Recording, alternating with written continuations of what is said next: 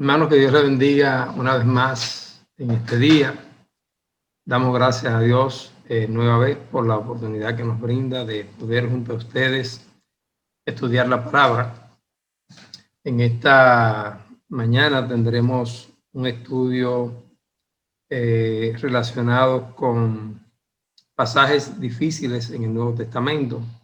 Esperamos que el Señor pues nos enseñe y salgamos tanto ustedes como en el caso mío, edificados del estudio de esta mañana. Vamos a orar para que el Señor nos dirija en este tema. Señor, te damos gracias una vez más en esta mañana. Gracias por la oportunidad que nos brinda de junto a nuestros hermanos del Calvario poder estudiar tu palabra.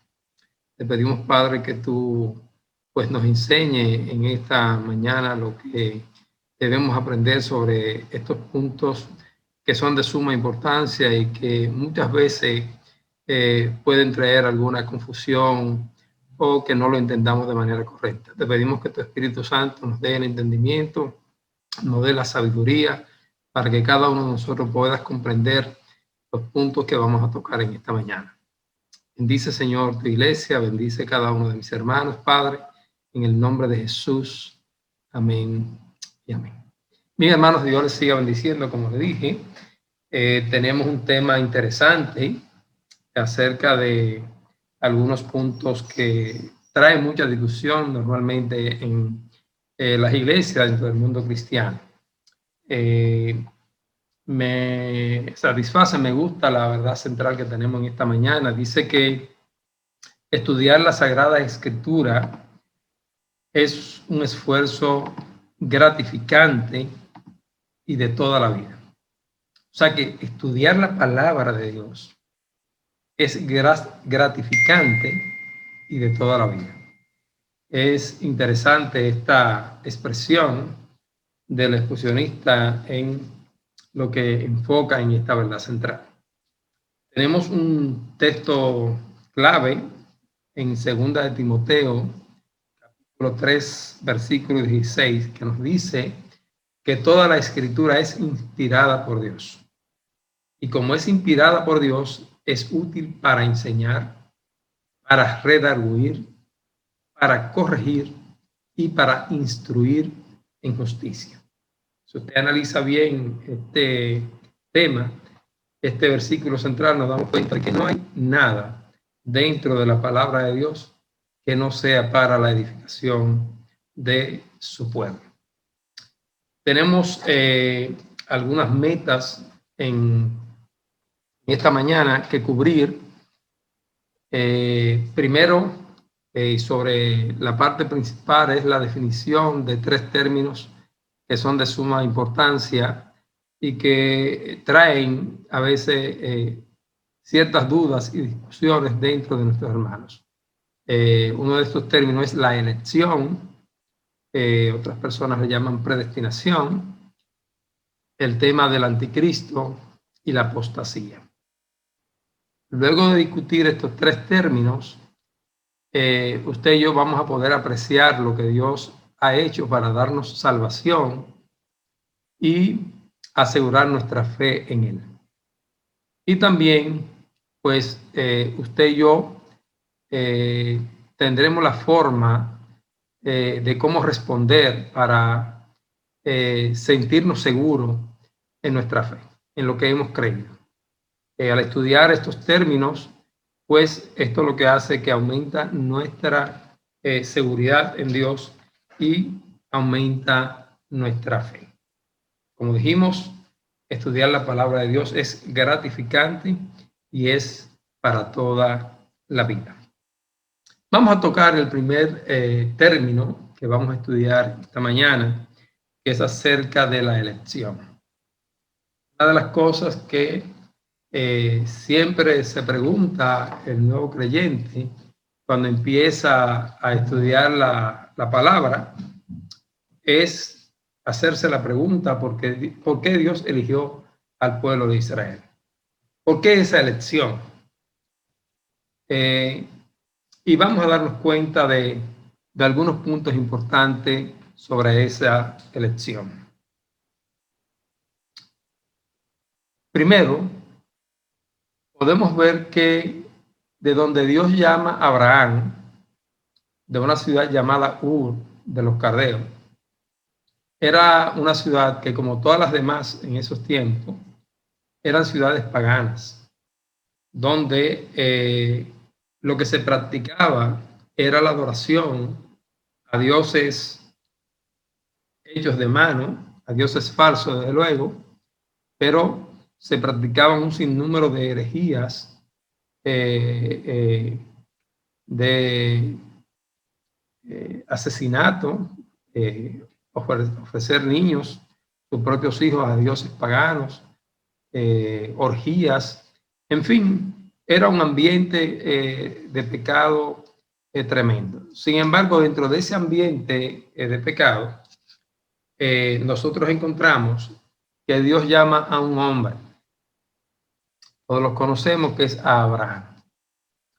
Es muy bueno nosotros leerlo y analizarlo ahora, pero yo me hago la pregunta, si Dios nos llama a uno de nosotros y nos dice, deja tu casa, deja tu tierra aquí en República Dominicana y toda tu parentela, toda tu familia. Nada más coge tu mujer y los criados, tus empleados y vete a un lugar que yo te voy a mostrar. Ni siquiera le definió el lugar, le dijo un lugar que le iba a mostrar y que era un lugar donde era productivo, donde iba a haber leche y miel, pero ¿qué lugar? No estaba claro. Si usted se ubica la posición de Ur en el mapa de los tiempos de Abraham, se va a dar cuenta que estaba cerca, esa ciudad, del río Éufrates. Quiere decir que si había agua, implicaba que era una región productiva. Pues estaba muy cerca de este río, que es uno de los ríos principales de lo que hoy nosotros conocemos como Irak, inclusive llega hasta el territorio de Siria, atraviesa toda Irak, toda Siria, y en los tiempos bíblicos, pues Ur estaba cerca de, podríamos decir, de donde se unen tanto el Tigris y el Éufrates, o sea que había mucha agua y por ende se entiende que era un territorio productivo. Sin embargo, Dios lo llama y le dice que lo va a llevar a un lugar mejor que ese, donde se produce leche y miel. Fíjese, cuando uno analiza eso, se da cuenta de que Dios elige a Abraham, pero Abraham tenía la decisión de decirle a Dios que no, decirle, mire, aquí donde yo vivo, aquí yo tengo ganado, aquí hay buena tierra, aquí hay mucha agua. ¿Cómo que voy para una tierra que no sé dónde es?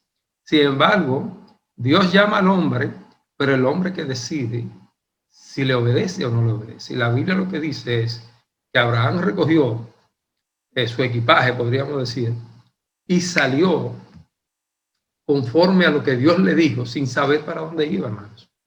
Vemos que Abraham actuó de una manera positiva, fue su decisión. Abraham se pudo negar, pero Abraham no se negó. Dios lo eligió porque conocía el corazón de Abraham y Abraham reconoció que era Dios quien le hablaba, que no eran esos dioses muertos que ni hablan, ni oyen, ni padecen, sino que fue una voz audible. Pues Abraham hablaba con Dios como usted y yo quizá podemos conversar, y él decidió obedecer a Dios. O sea que hay una elección de parte de Dios, pero hay una decisión de parte suya y mía de obedecer a Dios o de no obedecerlo. Más adelante sabemos toda la situación. Dios le prometió a Abraham una descendencia que sería como la arena del mar, pero llegaron a una edad bastante avanzada, como todos conocemos, y ese hijo no llegaba, o esos hijos, para que tuviera esa cantidad de descendientes que Dios le había prometido. A un grado tal que sabemos que Sara se desespera un poquito, le entrega una de sus siervas a Abraham y de allí nace Ismael. Usted puede decir, bueno, el primogénito de Abraham es Ismael. Eso es cierto, pero no es del matrimonio, no es lo que Dios le había prometido. Él le había prometido a él una descendencia que la iba a bendecir de él y de Sara, de ese hogar, de esa familia.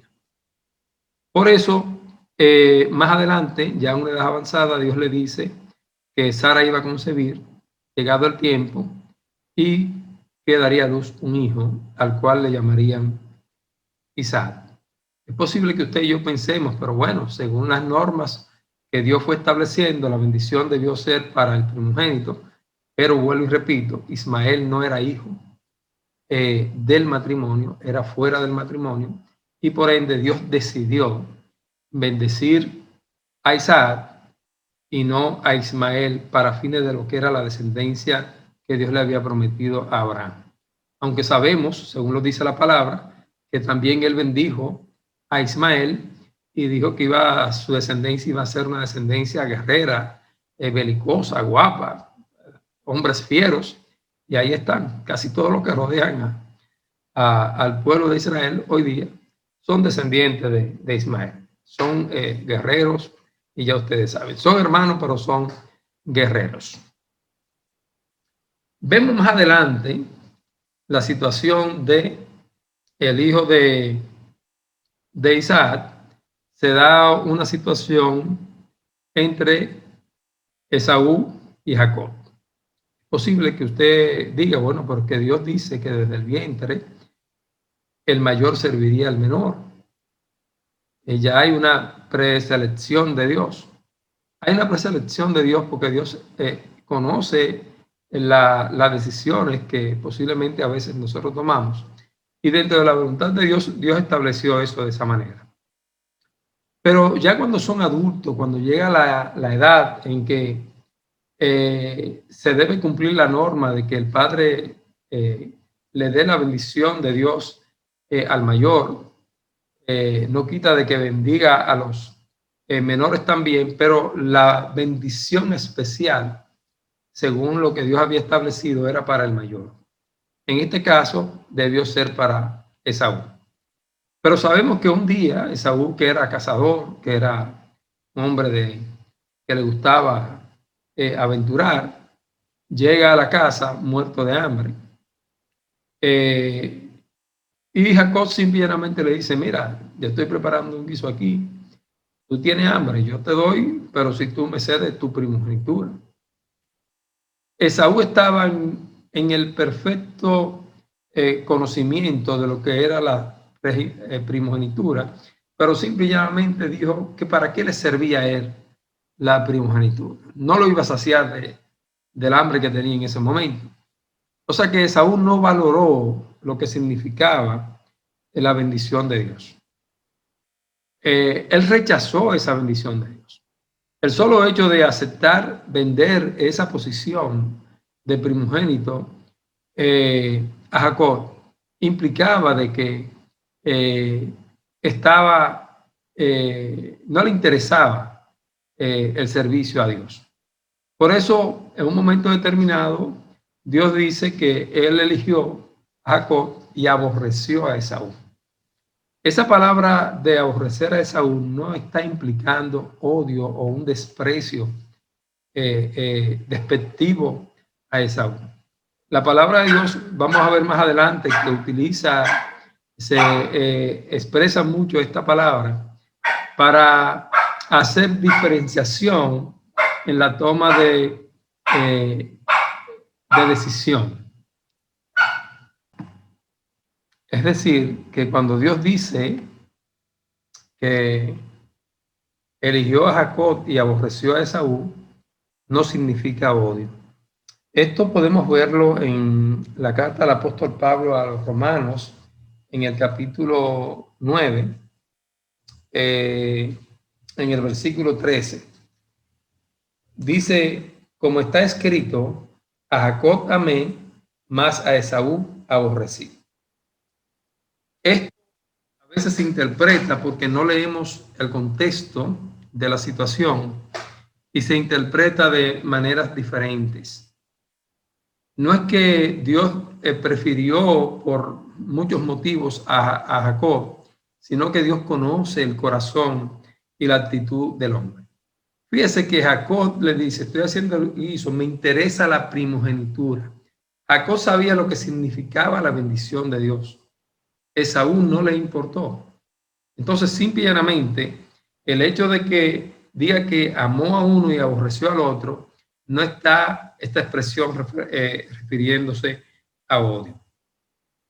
Y esta expresión la vemos en otro punto en la palabra de Dios. En un momento Jesús, pues, estaba hablándole a sus discípulos, y si nos vamos al Evangelio según San Lucas, en el capítulo 14 del Evangelio de Lucas, podemos ver aquí en los versículos, podríamos decir, 26, un momento en que dice la palabra que grandes multitudes seguían a Jesús. Jesús dice en el versículo 26 de Lucas 14, si alguno viene a mí y no aborrece a su padre y madre, mujer e hijos y hermanos, y aún también su propia vida, no puede ser mi discípulo.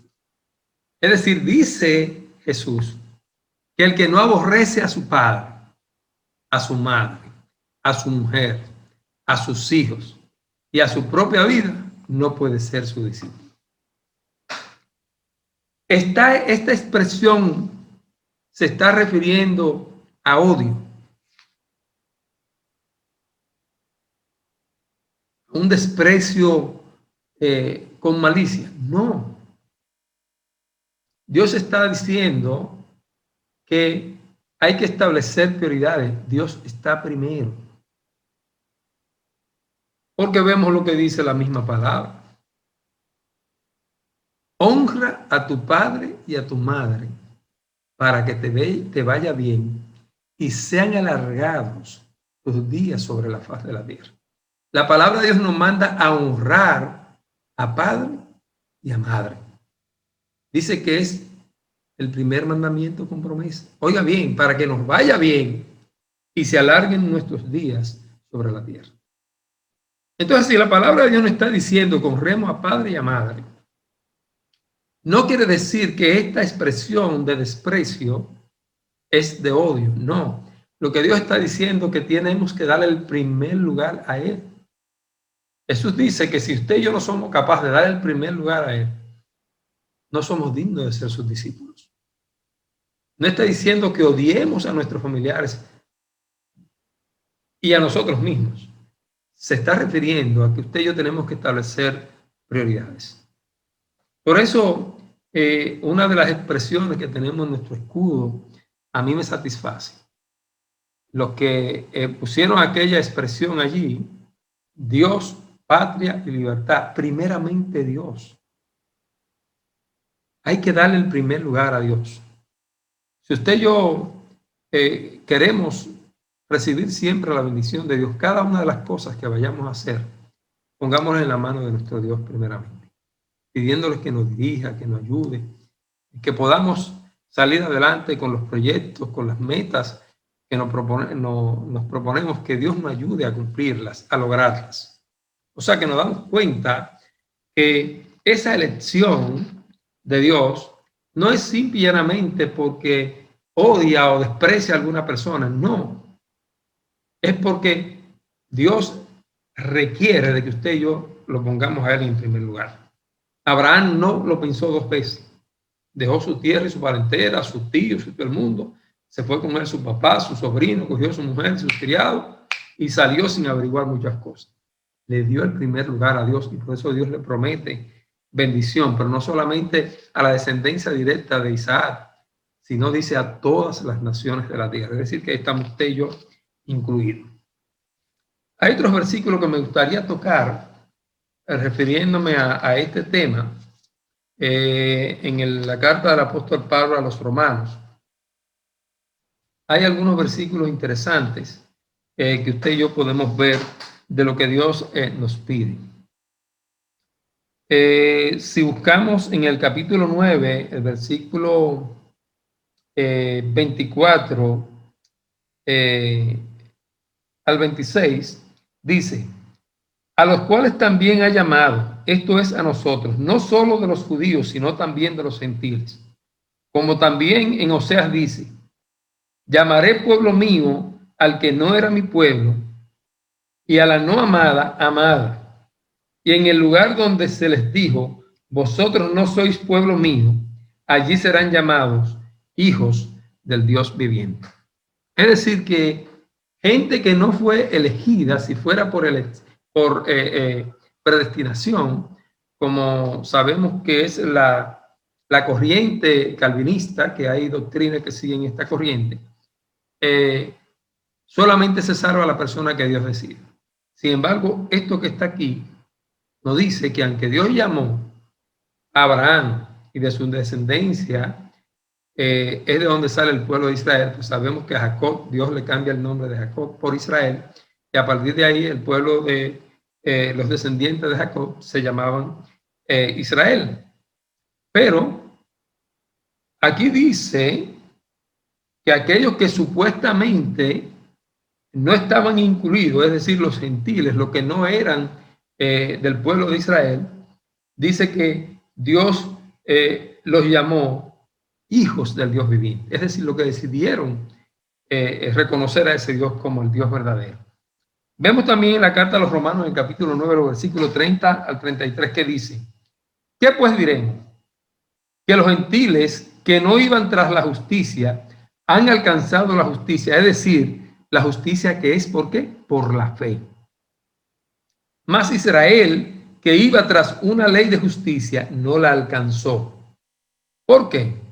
Porque iban tras ella no por fe, sino como por obras de la ley, pues tropezaron en la piedra de tropiezo, como está escrito: he aquí pongo en Sión piedra de tropiezo y roca de caída, y el que creyere en él no será avergonzado. Pues usted se da cuenta que parte de ese pueblo elegido tropezó con esa piedra, que específicamente es Cristo, porque no lo reconocieron, no lo recibieron. Por eso dice la palabra que a los suyos vino y los suyos no le recibieron, más a los que le recibieron. Eso es usted y yo, y todo aquel que no era judío, más los judíos que le recibieron, le dio potestad de ser hechos hijos de Dios. Y si hijos, también coherederos con Cristo. Tremendo esto, hermanos. También vemos que en esta carta del apóstol Pablo a los Romanos, en el capítulo 10, en los versículos a partir del 8 hasta el 13, vemos algo importante. Dice 10:8, ¿más qué dice? Cerca de ti está la palabra, en tu boca y en tu corazón. Esta es la palabra de fe que predicamos, que si confesares con tu boca que Jesús es el Señor y creyeres en tu corazón que Dios le levantó de los muertos, serás salvo. Porque con el corazón se cree para justicia, pero con la boca se confiesa para salvación. Porque no hay diferencia entre judío y griego. Puede leerlo entre judío y gentil. Pues el mismo que es Señor de todos, es rico para con todos los que le invocan. Porque todo aquel, versículo 13, que invocare el nombre del Señor, será salvo. Es decir, que la salvación depende de que usted y yo decidamos reconocer a Dios como el único Dios verdadero. Reconocer que a través de Cristo usted y yo alcanzamos la salvación. Y dice aquí que si creemos en Él, si invocamos su nombre, seremos salvos. Entonces ya no depende de una elección. Dios nos elige a usted y a mí. Pero si usted luego decide rechazarlo, vamos a ver lo que pasa más adelante. Nosotros estamos más inclinados o seguimos, podríamos decir, la corriente de los armenios. Creemos que la salvación es por la fe en nuestro Señor Jesucristo. Aquí habla este segundo tema acerca de un pueblo santificado, una elección asegurada. Es el segundo punto que tenemos en este aspecto. Vamos a buscar en nuestras Biblias en Primera de Pedro, capítulo 1. Vamos a ver qué nos dicen los versículos 1 y 2. Este es su tema, habla de un pueblo santificado, una elección asegurada. Miren qué dice el apóstol Pedro en su primera carta en el capítulo 1. Pedro, apóstol de Jesucristo, a los expatriados de la dispersión, ¿en dónde? En el Ponto, Galacia, Capadocia, Asia y Bitinia. Por eso le pongo ese mapa ahí al lado, para que entendamos a quién le está escribiendo el apóstol Pedro. Vemos a Asia, arriba vemos Bitinia y el Ponto, en el centro vemos Galacia, y a mano derecha vemos Capadocia, y abajo vemos otra ciudad que ahí no la menciona, pero es Sicilia. Habla a los expatriados en la dispersión, en el Ponto, Galacia, Capadocia, Asia y Bitinia. Ahí están. Todas esas regiones que menciona el apóstol Pedro es lo que hoy usted y yo conocemos como Turquía. Todo ese territorio, hermanos, que usted ve ahí, es Turquía. Se dice que aproximadamente el 60% de los lugares que menciona la Biblia, de los viajes del apóstol Pablo, de Bernabé, de Silas, que acompañaban a Pablo, y aquí lo que menciona el apóstol Pedro, y vemos lo que el apóstol Juan escribe, el mensaje a las 7 iglesias de Asia que están en este territorio. Todas esas áreas, hermanos, pertenecen a Turquía. Así es que es una bendición cuando podemos entrar y visitar estos lugares. Es un placer cuando hacemos un viaje de esto. Pero ¿qué dice el versículo 2 del capítulo 1 de Pedro? Dice que a estos hermanos expatriados en la dispersión de todo este territorio que mencionamos, que hoy le llamamos Turquía, dice, elegidos según la presciencia de Dios, Padre en santificación del Espíritu. Dice que son elegidos. Elegidos, hermanos, según la presciencia de Dios, Padre en santificación del Espíritu. Pero son elegidos ¿para qué? Para obedecer y ser rociado con la sangre de Jesucristo. Gracia y paz os sean multiplicadas. Hermano, usted y yo hemos sido elegidos, pero ¿para qué? Para obedecer. Nos vamos a dar cuenta en el estudio de esta segunda parte de que la elección de Dios es inclusiva, incluye a todo el mundo. Dios no hace acepción de personas, pero la decisión final es suya y mía. Podemos ver otra parte aquí del apóstol Pedro. Si nos vamos a la segunda carta del apóstol Pedro, esto está bien interesante. Precisamente en el capítulo 1, si leemos los versículos 10 y 11, dicen, por lo cual, hermano, tanto más procurad hacer firme vuestra vocación y elección, porque haciendo estas cosas no caeréis jamás. Mire, me interesa, por eso me interesó la verdad central que dice que es gratificante el estudio de la palabra. Aquí nos dice ese versículo 10 de segunda de Pedro, capítulo 1, versículo 10, que usted y yo debemos procurar, usted y yo tenemos que ser diligentes en hacer firme nuestra vocación, dice ese versículo, y elección. ¿Para qué? Porque si usted y yo nos mantenemos firmes en lo que hemos creído, en la elección que hemos tomado, dice, no caeréis jamás. ¿Qué quiere decir esto, hermano? Que si usted no se mantiene firme en su fe, en lo que usted ha creído, usted puede perder su salvación. El apóstol Pablo dice que cuidemos nuestra salvación con temor y temblor. Y él mismo dice que cuídala de él, porque después del ser Heraldo, él no quería perderla de él, su salvación. En otras palabras, hermano, usted y yo estamos llamados, hemos sido elegidos, pero es de doble vía. Dios abre su elección para todo el mundo, pero es la decisión suya y mía. Versículo 11. Porque de esta manera os será otorgada amplia y generosa entrada en el reino eterno de nuestro Señor y Salvador Jesucristo. Es decir, que si usted y yo nos mantenemos firmes en lo que hemos creído, en nuestra fe, no caeremos jamás.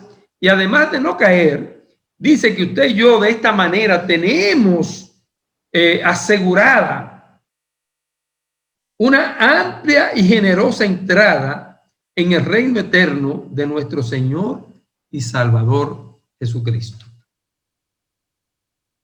Y el mismo apóstol Pedro en su segunda epístola, en el capítulo 3, aclara lo que dijo en la primera epístola, capítulo 1 y 2, versículo 1 y 2 del primer capítulo, y recalca lo que dice en la segunda epístola, en el capítulo 1, versículo 10 y 11, cuando dice en segunda de Pedro 3, versículo 9, lo que la mayoría de la gente lo dice por decirlo, pero que tiene un mensaje tremendo acerca de esto de lo que es la elección o la predestinación que creen algunas personas, que Dios decide y punto.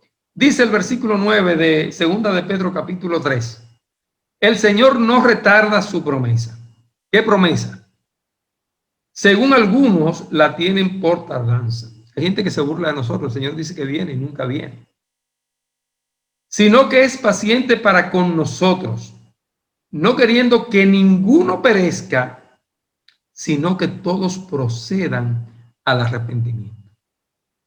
Esto está claro, hermano. La elección de Dios es que todo hombre proceda al arrepentimiento. Está puesta ahí. El Señor no retarda su promesa de ¿qué? De su segunda venida. Él no la retarda. Hay gente que cree que está tardía. Y aquí yo me voy pues a esta parte de que está tardía y entrando de una vez aquí al segundo tema que nos ocupa relacionado con el anticristo. Esa promesa del Señor no se tarda, pero Él quiere que aquellos familiares suyos y míos, aquellos amigos que no conocen al Señor, aquellos vecinos, aquellos compañeros de trabajo, aquellos compañeros de estudio, con lo que usted y yo nos estamos relacionando día a día. Dice aquí la palabra que Dios no quiere que ellos se pierdan, sino que todos procedan al arrepentimiento. Esto nos aclara con punto y coma que la elección de Dios es que nadie se pierda, es que la gente proceda al arrepentimiento.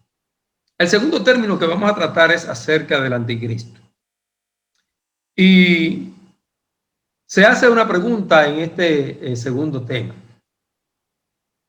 ¿Quién o qué detiene al anticristo? Y aquí habla, dentro de este tema, hay un subtema que dice el regreso de Cristo precedido por el hombre de pecado. El regreso de Cristo precedido por el hombre de pecado. ¿Quién o qué detiene la manifestación del anticristo? En la misma segunda epístola del apóstol Pedro, en el capítulo 2, aquí nos da algunas pinceladas de razones de por qué, y quizás se detiene. Pero ¿qué cosas están sucediendo que nos dicen que ese momento se está acercando? No sabemos el día ni la hora porque la palabra de Dios lo dice. Pero hay cosas que hoy día pues nos llaman la atención. Dice el apóstol Pedro aquí en su segunda carta, capítulo 2, versículo 1 al 3.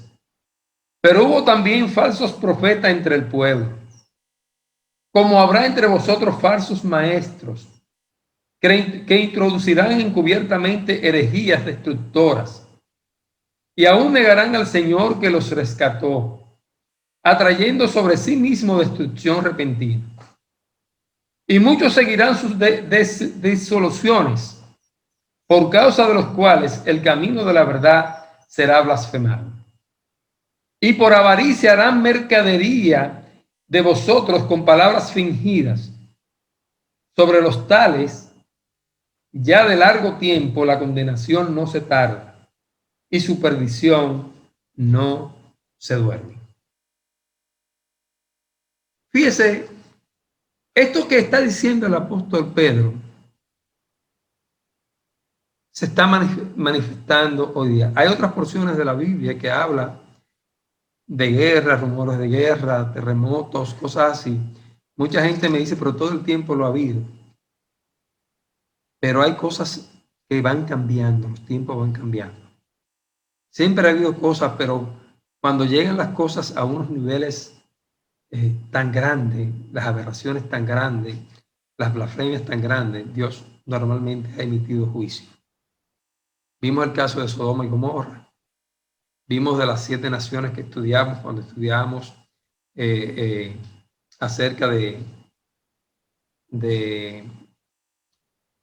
textos difíciles en el Antiguo Testamento, de por qué Dios ordenó a Moisés destruir naciones y desaparecerla, que no quedara nada.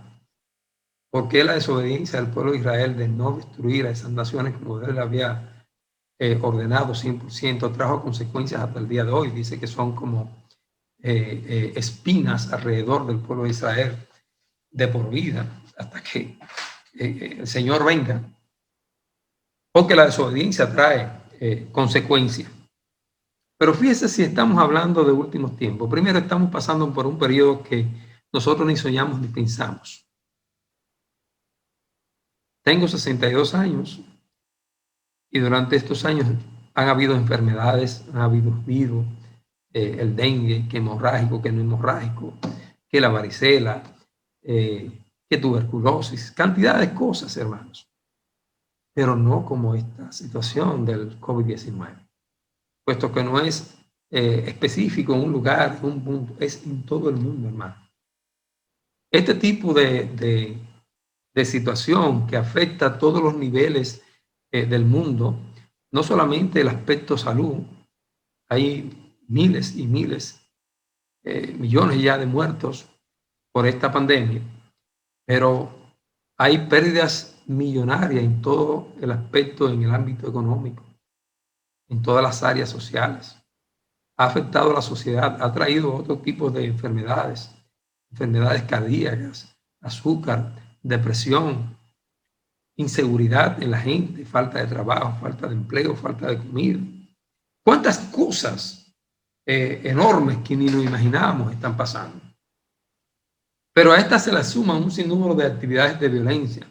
Si usted se pone a averiguar recientemente en lo que entre esta semana y el día de hoy, han habido un sinnúmero de ataques entre naciones. Irak había montado unas bases en Siria con un armamento militar fuerte, con intenciones más adelante, se entiende, de atacar a Israel. Israel descubre las bases y manda 2 MiG de eso y destruye toda esa base. Antes de esas insinuaciones que Israel había hecho de que estaban poniendo bases en territorio sirio para acercarse Irak al territorio de Israel, Rusia les advierte que no hagan nada porque entonces también se verían con ellos. Sin embargo, Israel no coge esa. El que se le acerca a ellos y amenaza su territorio, no importa lo que diga Rusia, lo que diga Irán, lo que diga Siria, lo que digan todas esas naciones enemigas, ellos le entran. Simplemente Israel bombardeó esas bases militares de Irak en Siria y las destruyó. Rusia no tuvo más remedio que quedarse tranquilo, porque Israel está preparado para cualquier cosa. Pero sin embargo, vemos hoy otra noticia de que Rusia manda unos aviones de ellos, de los destructores, a destruir unos armamentos y que supuestamente era de terroristas que estaban ubicados en un territorio de Turquía, cerca de Irak. Ellos entendían que esta gente podían atacar a Irak y Rusia defiende a Irak y es quien le ha provisto armamento a Irak. Y Rusia, podemos ver en la noticia de hoy, mandó sus aviones y destruyó todo ese armamento que estaba en territorio de Turquía, porque dijo que esa gente estaba ahí, Turquía no estaba haciendo nada para quitar a esa gente del medio y que era un riesgo para Irak. Entonces vemos cómo constantemente hay asuntos no de rumores de guerra, sino de asuntos bélicos que son a otra escala. Estamos hablando, hermano, de bombas que cuando se detonan hay cantidad de pérdidas de millones de dólares, de euros a nivel económico, de pérdida, de destrucción, pérdida de vida humana y, en fin, tensiones entre las naciones. Pero lo que más me llama la atención acerca de esto que dice Pedro, que pasa en estos días, de repente en esta semana vemos que una de las facciones de Israel, los ortodoxos, nosotros los conocemos a veces como los sombrerú, vestidos de negro, que son un grupo muy extremista, pues ellos eligieron un rey y fueron allá al Muro de los Lamentos y lo eligieron como su Mesías, que era el Mesías esperado. Y lo nombraron rey de los ortodoxos. Israel tiene sus gobernantes, tiene sus dirigentes.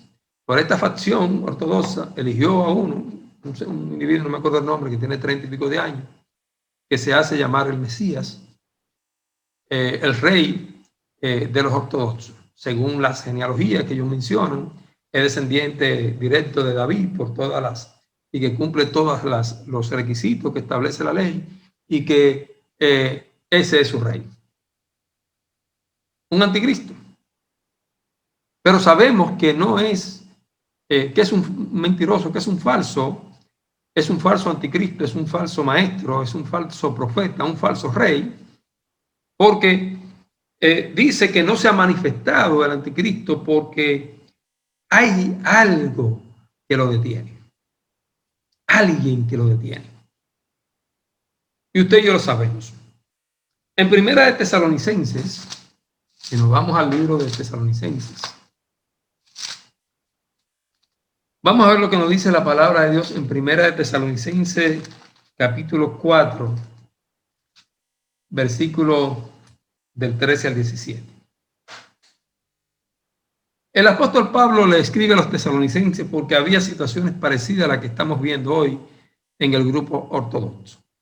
Hay gente que hablaba de que ya estaban en la gran tribulación, había situaciones difíciles y de que ya el anticristo se había manifestado. Pero el apóstol Pablo le dice así: tampoco queremos, hermanos, que ignoréis acerca de los que duermen, para que no os entristezcáis como los otros que no tienen esperanza. Porque si creemos que Jesús murió y resucitó, así también traerá Dios con Jesús a los que durmieron en él. Por lo cual os decimos esto en palabra del Señor, que nosotros que vivimos, que habremos quedado hasta la venida del Señor, no precederemos a los que durmieron.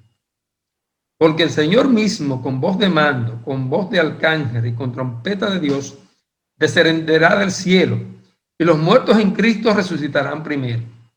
Luego nosotros, los que vivimos, los que hayamos quedado, seremos arrebatados juntamente con ellos para recibir al Señor en el aire, y así estaremos siempre con el Señor. Sabemos que ese rey, descendiente de David según los ortodoxos, ese Mesías para ellos, es falso porque aún Dios no ha levantado la iglesia. Primer elemento que consideramos aquí: mientras no suceda el rapto de la iglesia, no se va a manifestar el anticristo. ¿Por qué? Porque cuando la iglesia sea levantada, quien lo detiene realmente su manifestación es el Espíritu Santo.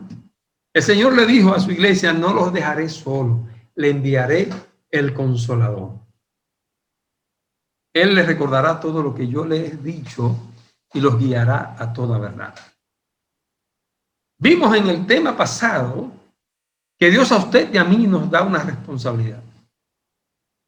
Dice que usted y yo tenemos la responsabilidad de ir, de predicar la palabra, de hacer discípulos y enseñarle que guarden la palabra del Señor.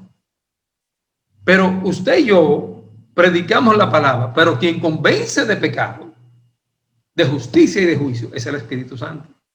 Usted y yo no podemos convertir a nadie, pero si usted y yo estamos llamados a proclamar la palabra, a predicar la palabra, a predicar el evangelio, y el Espíritu Santo toca los corazones y cambia a las personas. Y cuando usted y yo lo hacemos, esa gente son del grupo que Dios está esperando que se arrepienta para poder levantar su iglesia. Él no retarda su promesa, pero no quiere que nadie se pierda. Usted que no es creyente, si está escuchando este tema en esta mañana, Jesús no ha levantado su iglesia porque quiere que usted forme parte de ella, que usted sea de los elegidos, pero es una decisión suya. Él nos llama. Dios es inclusivo, pero usted y yo tenemos que dar el paso. Abraham tomó la decisión de dejar todo y seguir a lo que Dios le dijo. Él no sabía para dónde iba, pero se fue y vivía en un territorio que, como dije, era productivo. Estaba cerca de 2 grandes ríos, ahí en Mesopotamia. O sea que había agua, y si hay agua, hay producción. Pero él le creyó a Dios. Jacob le creyó a Dios. Él decidió comprarle a su hermano su primogenitura porque él sabía lo que le venía si él conseguía la primogenitura.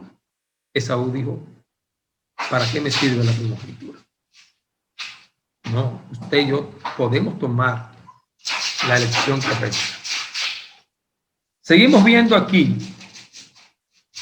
además de esta parte, que el apóstol Pablo le aclara a la iglesia de Tesalónica de que aún no se ha manifestado el anticristo ni el Señor había venido, porque la iglesia no había sido levantada. Y eso mismo podemos decirle hoy al pueblo ortodoxo.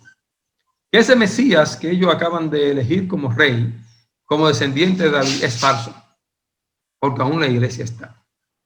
Y ese Mesías ese falso Cristo, ese anticristo se va a manifestar cuando sea levantado la iglesia y sea quitado quien realmente lo detiene, que es el Espíritu Santo. Porque tan pronto la iglesia sea levantada, pues entonces los que se queden no van a tener el apoyo del Espíritu Santo, el Consolador no va a estar. Y entonces que se va a manifestar el hombre de pecado. Segunda de Tesalonicenses, capítulo 2, versículo 10 al 12.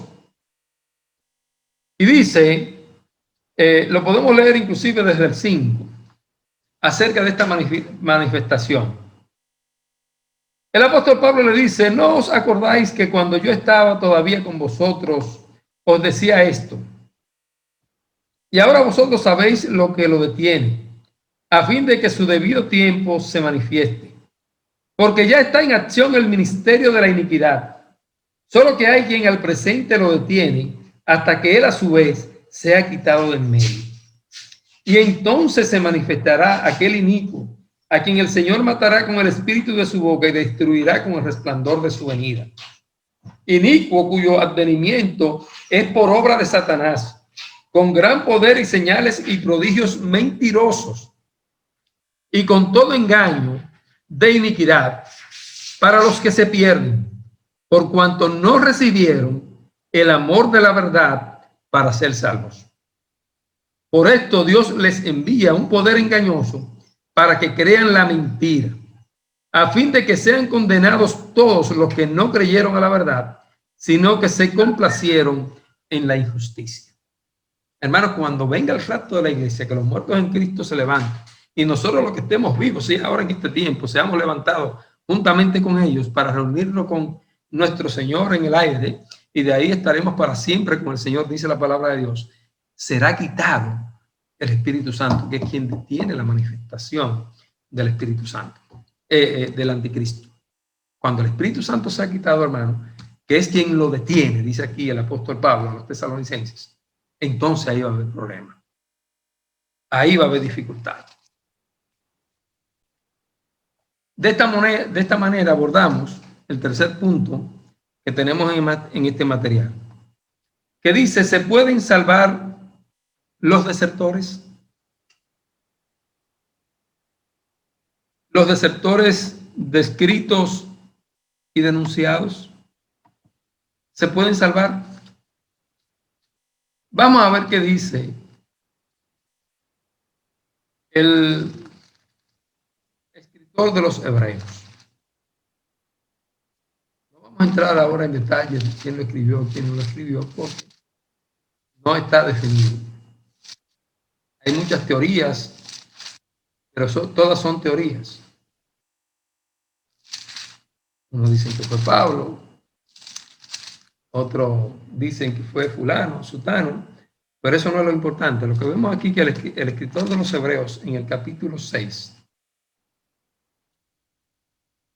toca algunos puntos que tienen que ver con los desertores, o lo que el término que se utiliza aquí es el término de apóstata o apostasía, de aquellos que después de haber estado participando de los beneficios que recibimos del Señor,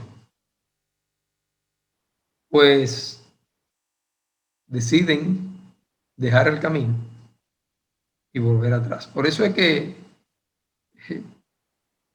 el apóstol Pedro insiste en que usted y yo nos mantengamos firmes en nuestra vocación y elección para no caer, que nos mantengamos firmes en lo que hemos creído. En el capítulo 6, en el versículo 4, usted puede leer esa porción desde el versículo 1, pero como me queda poco tiempo voy a especificar el 4 y el 5.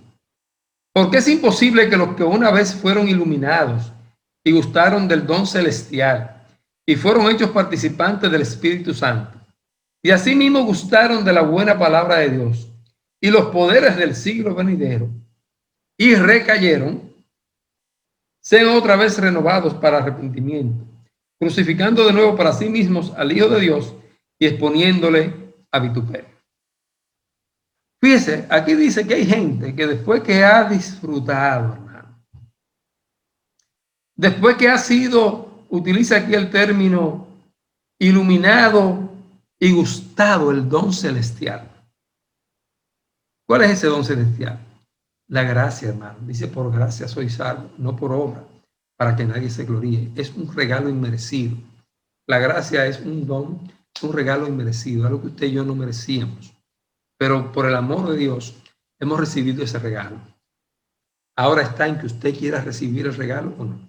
Es posible que yo decida a algún hermano o alguna hermana hacerle un regalo, y que cuando yo vaya con el regalo, aunque la hermana no se haya portado bien y no haya hecho nada, pero yo decido darle un regalo, y que cuando yo voy muy contento a dar el regalo, la hermana dice: no, yo no quiero nada de usted, yo no lo recibo. Es una decisión suya. Dios nos ha dado un regalo que no lo merecíamos: la salvación por gracia. Simple y llanamente usted decide aceptar a Cristo como un Salvador y usted es salvo. Y lo vamos a ver más adelante. Pero simple y llanamente aquí dice que hay gente, oiga, hermano, que recibió a Cristo, recibió esa gracia, participó en la iglesia en actividades. Dice inclusive que fueron hechos participantes del Espíritu Santo. El Espíritu Santo los usó, los utilizó, los bendijo. Dice que gustaron de la buena palabra de Dios y de los poderes del siglo venidero. Es decir, en el nombre del Señor echaron fuera demonios, hicieron milagros, disfrutaron. Oiga lo que nos dice la verdad central, que vuelvo y lo digo, que estudiar la Sagrada Escritura es un esfuerzo gratificante y es para toda la vida. Entonces hubo gente que disfrutó la palabra de Dios. Por eso dice la palabra que en aquel día hay gente que le va a decir al Señor, pero Señor, en tu nombre yo eché fuera demonios, en tu nombre yo sané los enfermos, en tu nombre yo alimenté gente que estaba pasando hambre, yo hice muchísimas buenas obras en tu nombre. ¿Y qué le va a decir al Señor? Apartado de mí, no os conozco. ¿Por qué? Porque se apartaron del camino. Entonces, esta gente, además de apartarse del camino, entonces empiezan a blasfemar el nombre del Señor. Empiezan a aquellos que buscan al Señor a tratar de desviarlo del camino del Señor. Son gente que en lugar de atraer a gente para Dios, lo quiere sacar de la iglesia.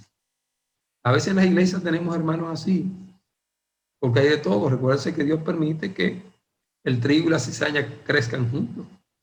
Pero cuando llegue el tiempo de la cosecha, cuando la iglesia sea levantada, el trigo, es decir, aquellos que nos mantengamos firmes en nuestra fe, en nuestra vocación, en lo que hemos creído, que sirvamos al Señor realmente de corazón, seremos levantados. Mas aquellos que han negado al Señor y que quieren sacar a gente aún de la iglesia, lamentablemente, no recibirán la vida eterna que el Señor nos ha ofrecido. Entonces, habla de hay gente que después de haber recibido, después de haber disfrutado de los beneficios del Señor, hermano, pierden su salvación y se dedican a maldecir a los hijos de Dios, se dedican a blasfemar del nombre de Dios, y esta gente lamentablemente no tiene salvación. Hay otra lectura que vemos en Hebreos capítulo 10, nos presenta aquí una advertencia en los versículos 26 y 27, dice, porque si pecaremos voluntariamente después de haber recibido el conocimiento de la verdad, ya no queda más sacrificio por los pecados, sino una horrenda expectación de juicio y de hervor de fuego que ha de devorar a los adversarios.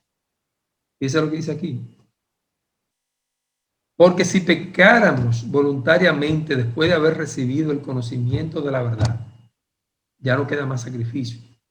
Aquí se está refiriendo a la gente que después de haber gustado de los beneficios de la salvación, del poder del Espíritu Santo, de disfrutar la palabra de Dios, de haber recibido ese don de salvación a través de Jesucristo, deciden entrar a una vida de pecado, como el cerdo que después que usted lo saca, usted lo baña, lo limpia en una parte seca, un cemento, entonces va y se mete el lodo de nuevo. Pero va y se mete al lodo y se acuesta ahí y no quiere salir del lodo. Entonces, si la persona peca y realmente se arrepiente de corazón, dice la palabra de Dios que abogados tenemos para con Dios, a Jesucristo. Él nos perdona y nos restablece. Pero hay gente que decidió quedarse en el pecado, envolverse en el pecado y no salir de ahí.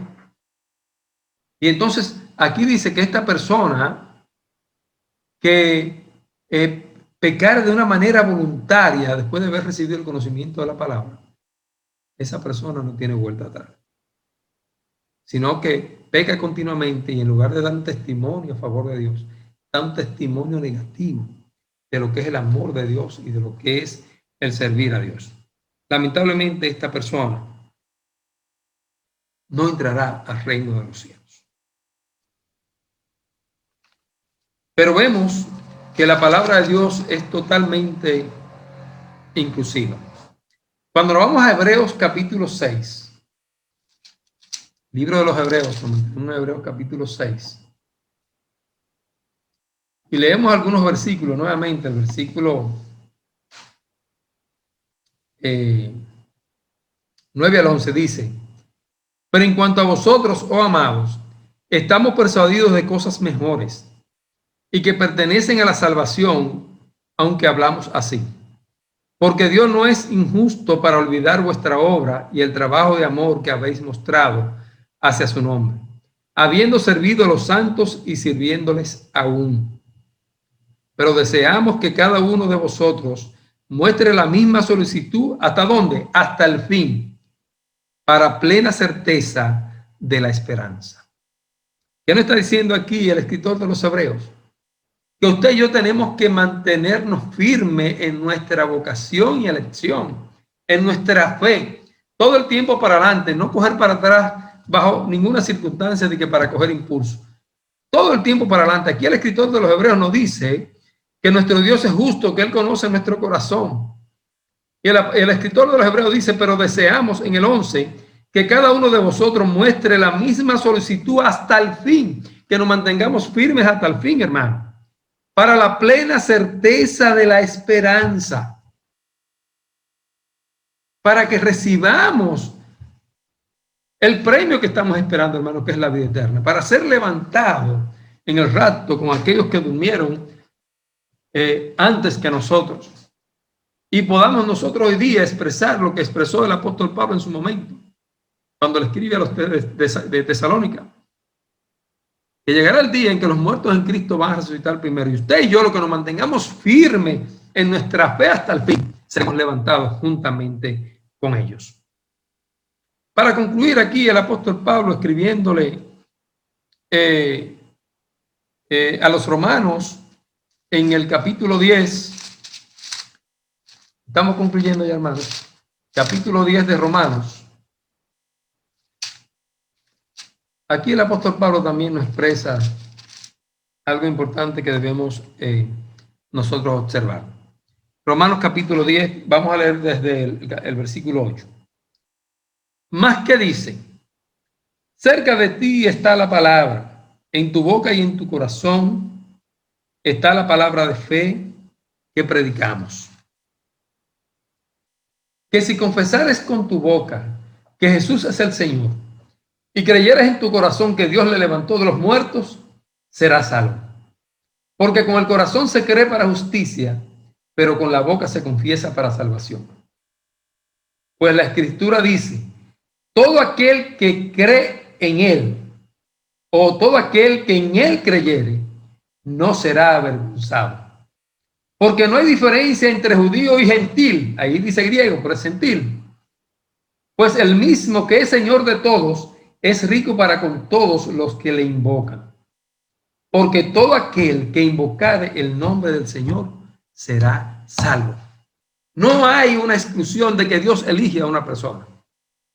Dios abre su elección para todo el que cree. Todo el que invocare el nombre del Señor, dice ahí la palabra de Dios, será salvo. Concluimos con 1 Juan capítulo 5, versículo 12. El que tiene al Hijo, tiene la vida. El que no tiene al Hijo, simple y llanamente, no tiene la vida. La salvación, hermano, depende de usted. Dios la abre para todo aquel que cree. Si usted acepta a Cristo como su único y suficiente Salvador, dice aquí la palabra, usted es salvo. Es un regalo inmerecido de Dios para usted y para mí. Todo el que creyere en Cristo y que cree que Él lo levantó de los muertos,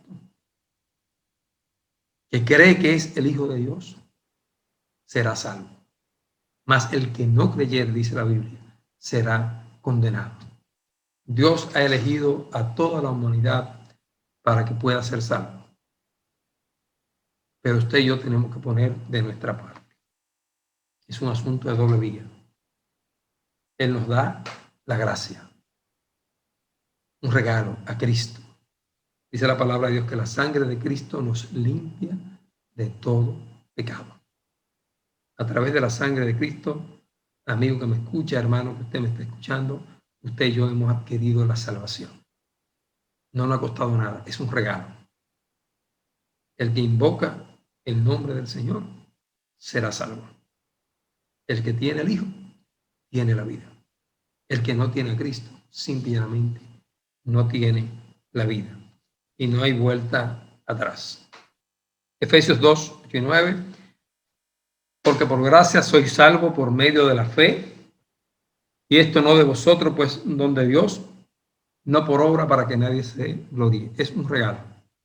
pero en usted está la decisión de decir que sí o que no. Dios no nos obliga, pero usted debe tomar su decisión. De usted depende su salvación. Que Dios le bendiga, que Dios le guarde.